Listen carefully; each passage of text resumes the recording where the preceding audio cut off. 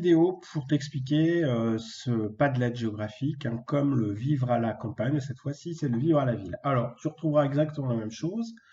Pour commencer, il faudra que tu imprimes ta fiche ressources, ta fiche ressources ici. Voilà. Et que tu la lises, bien sûr. 3 paragraphes: habiter en ville, les moyens de transport en ville, les commerces et les loisirs en ville. Tu la gardes avec toi, elle va t'accompagner tout au long du parcours. Ici, vidéo explicative, code de connexion et puis comment sélectionner ton module Jocastor.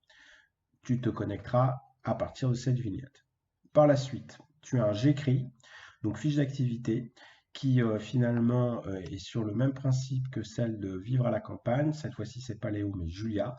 Il va falloir que tu trouves des indices qui montrent que Julia, sur le chemin de l'école, elle est bien en ville et pas à la campagne. Elle n'est pas à la campagne. Tu vas t'en corriger à la suite.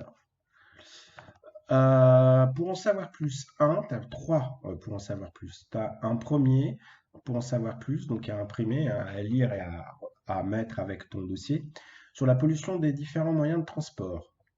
Le deuxième, sur les nouveaux moyens de transport urbains, donc il y a des choses que tu connais, hein, il y a des choses que tu as sûrement pour t'amuser. Bon, bah, sache que dans certaines villes, c'est utilisé pour se déplacer.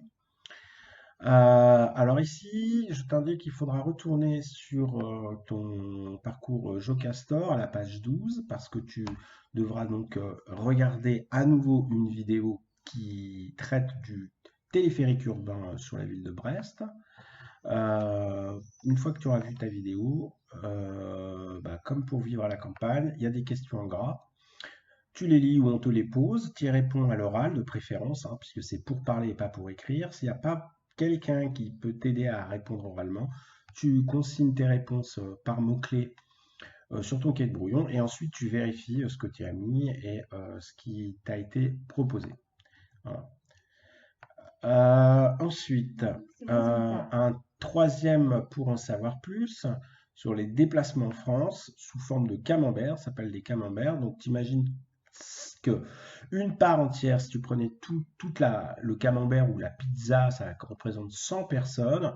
Donc, il faut que tu résumes comme ça. Par exemple, si je regarde les déplacements pour aller au travail, eh ben, c'est 18 personnes sur 100 qui font un déplacement pour aller au travail. Et je te laisserai donc analyser la suite. Tu as 2 pages identiques, hein, donc tu n'en prends évidemment qu'une sur 2.